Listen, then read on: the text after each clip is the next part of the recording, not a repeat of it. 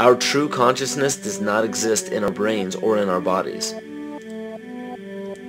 But this illusion of our individual bodies, along with the misinformation of our true origins, has manifested the idea that we all think independently from one another. With this misunderstanding, it would seem impossible to scientifically explain telepathy, clairvoyance, spiritual mediums, and other phenomena dealing with transferring information between sources without physical means of communication.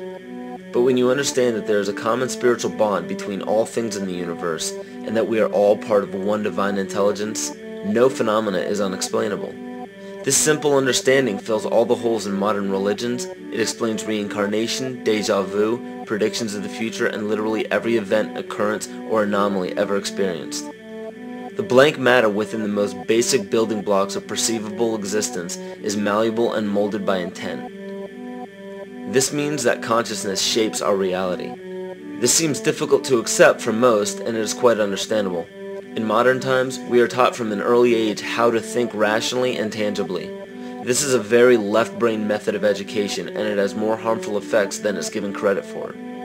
The left brain deals with logic, details, facts, patterns, practicality, science, and math, as the right brain deals with feeling, intuition, symbols, images, risk-taking, philosophy, and religion. With a deliberate push for government-controlled educational curriculums, generation after generation of the youth are being taught to focus only on the facts, figures, and numbers. Repetition is used to train children subconsciously to accept what they're learning. Children aren't rewarded for questioning the validity of the information they receive. They are ridiculed.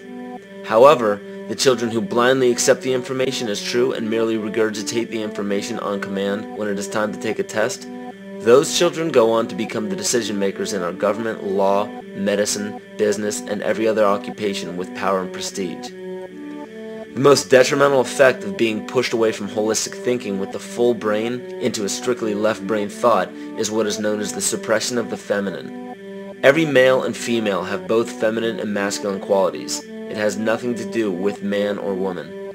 These are represented by the left and right brain, yin and yang, black and white, light and dark, and most every other duality.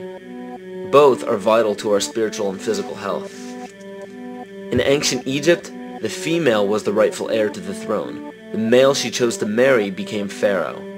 This depicted the goddess tradition that has been destroyed to make way for a patriarchal, male-dominated society we see enforced in every major denomination. In suppressing the feminine of every society and pushing the people to strictly left-brain thinking, the natural ability for humanity to feel earthly, cosmic, and personal energy became lost.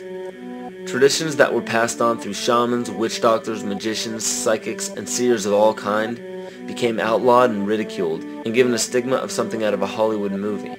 Every religion explains that we are children of God and have godliness inside of us.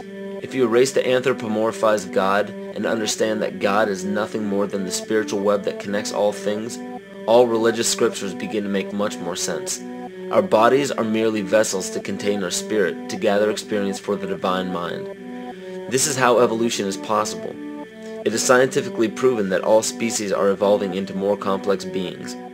Ron Sakeley, Department Chairman, Chemistry, University of California, Berkeley, showed that DNA acts as an antenna for cellular upregulation. The primary function they taught us about what DNA is about, it's a receiver and transmitter of photons, light and phonon sound. For what? Cellular upregulation, meaning that their water molecules, the pyramid power around the DNA spiral energizing strands are taking in the spiritual energy of love vibrations and then sending it out for manifesting, precipitating in a quantum field, the physical matter of the body. These are hertz, frequencies, or cycles per second that the musicians can retune their instruments to play and experiment with. Why? Again, these are the Creator's musical scale, the original solfeggio, buried for 3,000 years in the Bible. So the ancient priests who knew how to levitate the huge stones for the building of the pyramids, and the Masonic knowledge that predated ancient Egypt. The ability to have this information, these frequencies, serve the function of creation, destruction, and the Masonic knowledge that predated ancient Egypt The ability to have this information, these frequencies, serve the function of creation, destruction, and miracles on behalf of the empowered people who had access to this knowledge.